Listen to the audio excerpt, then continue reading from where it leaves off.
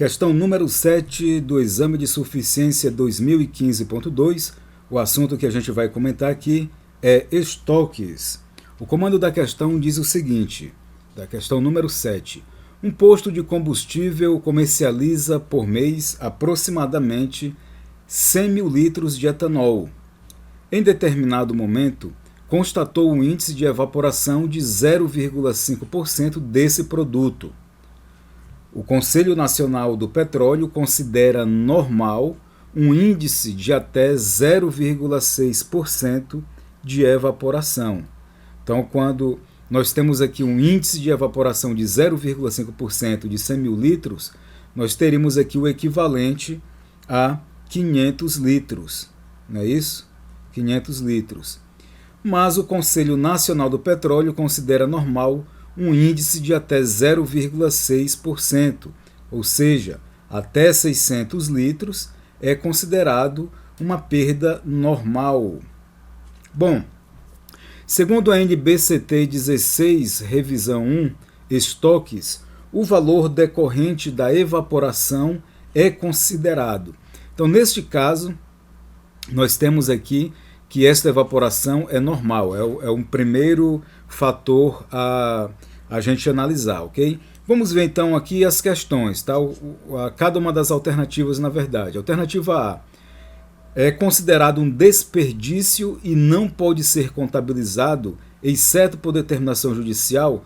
A questão ela está errada aqui, exceto por determinação judicial, e ela também pode ser contabilizada. E, na verdade, essa evaporação é considerada assim um desperdício ou uma perda, ok?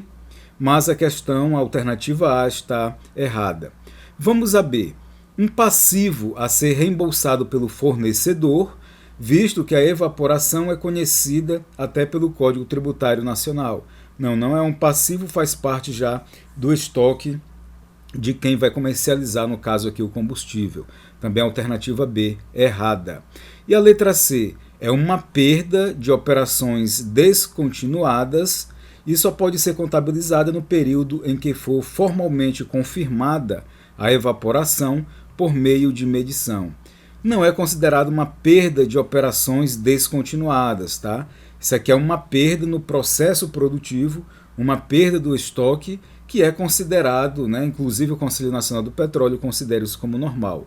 Então, a alternativa C é errada. Resta, então, né, por eliminação das alternativas, restaria como correta a alternativa D, que diz o seguinte, que o valor decorrente da evaporação é considerado uma redução do resultado do período, visto que a evaporação é considerada normal e deve ser baixada do estoque periodicamente. Então, aqui, a alternativa correta que está no gabarito do exame de suficiência é letra D, ok? Letra D é a alternativa. Porém, eu tenho aqui uma crítica, tá bom? A questão número 7 do exame de suficiência 2015.2, inclusive o gabarito oficial não modificou. Essa questão, no meu entender, ela deveria ser anulada. No meu entender, essa questão deveria ser anulada em razão de que não encontra a resposta correta. Primeiro, pelo seguinte, vamos analisar então, já que a gente desconsiderou aqui as alternativas A, B e C, vamos analisar a questão D, que foi considerada como correta pela banca do exame de suficiência 2015.2. E neste caso, isso pode ter prejudicado muito candidato que faltou apenas uma questão para ser aprovado. Então, essa questão 7, ela está no meu entender, tá bom? No meu entendimento, mal formulada. Então, vamos lá. Quando ela diz uma redução no resultado do período, visto que a evaporação é considerada normal e deve ser baixada do estoque periodicamente. Bom, eu já comentei aqui no comando da questão que é considerado normal até 500 litros a perda pelos dados da questão. Vamos ver aqui algumas considerações, tá, que nós retiramos tanto da NBCTG 16 quanto da doutrina. Nós temos aqui o seguinte, que a perda normal, perdas normais, são inerentes ao próprio processo de produção, são previsíveis e já fazem parte da expectativa da empresa, constituindo-se num sacrifício que ela sabe que precisa suportar para obter o produto. Então, perdas normais são inerentes ao próprio processo de produção, são previsíveis e já fazem parte da expectativa da empresa, constituindo-se num sacrifício que ela sabe que precisa suportar para obter o produto.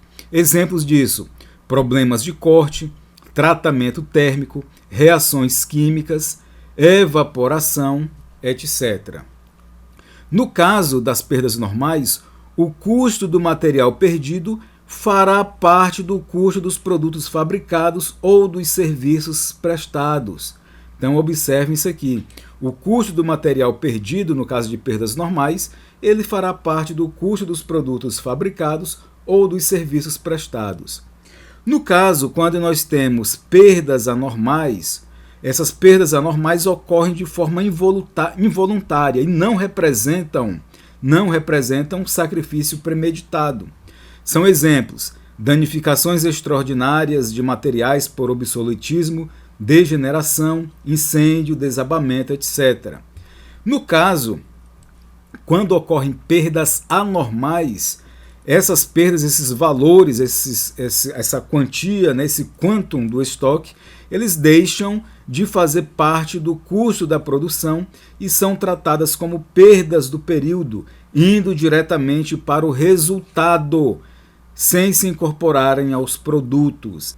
Então, quando são perdas anormais, deixam de fazer parte do custo da produção e são tratadas como perdas do período, indo diretamente para o resultado sem se incorporarem aos produtos, ok? Exemplos de perdas, tá? Exemplo: se entramos com 10 mil quilos de material, mas são aproveitados apenas 9.300 em condições normais, para os produtos será apropriado o valor total de 10 mil. Por quê? Porque é considerado condição normal, são perdas normais, né, previstas pela empresa, pela indústria. Vamos ver aqui, caso aqueles 700 quilos, ou seja, os 10 mil quilos menos os 9.300, né, que são aproveitados, então nós temos 700 quilos aí de perda. Caso aqueles 700 fossem perdidos por um problema anormal, um incêndio, por exemplo, não seriam incluídos no custo da produção e os bens elaborados arcariam com o custo relativo a 9.300. Então, reconheceria o que?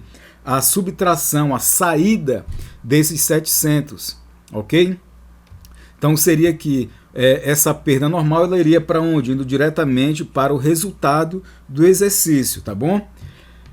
Essa que a gente pesquisou na doutrina é a doutrina do professor Eliseu Martins, Contabilidade de Custos, 10ª edição, e também nós encontramos isso no Manual de Contabilidade Societária, também no Regulamento do Imposto de Renda, tá bom? Que faz essa diferença entre perdas normais e anormais. A NBCTG 16, no item 16, diz o seguinte: exemplos de itens não incluídos no custo dos estoques e reconhecidos como despesa do período em que são incorridos. Ele diz o seguinte: valor anormal de desperdício de materiais, mão de obras ou outros insumos de produção. Então, sempre está presente, quando vai direto para a despesa do período, valores anormais de desperdício, perdas anormais no caso, tá bom? Então, a questão aqui, como ela diz que o aumento, né, constatou-se de evaporação, que o Conselho Nacional considera um índice de até 0,6% de evaporação como normal, então o que nós temos aqui? Como a gente já fez essa análise, né, anterior das alternativas A, B e C, a alternativa D ela não guarda razão para estar correta, porque não há aqui uma redução no resultado do período. A evaporação, lógico, ela é considerada normal, então ela deve fazer parte do custo, tá bom? Desse estoque. E não deve ser baixada, aqui diz, deve ser baixada do estoque periodicamente. Portanto, no nosso entender, esta questão número 7 deveria ser anulada, tá bom? Deveria ser anulada. No entanto, o exame de suficiência, né, o Conselho Federal de Contabilidade, a Fundação Brasileira de Contabilidade, considerou como correto, mesmo após os recursos, como alternativa D. Fica aqui a minha crítica à questão 7 do Exame de Suficiência 2015.2.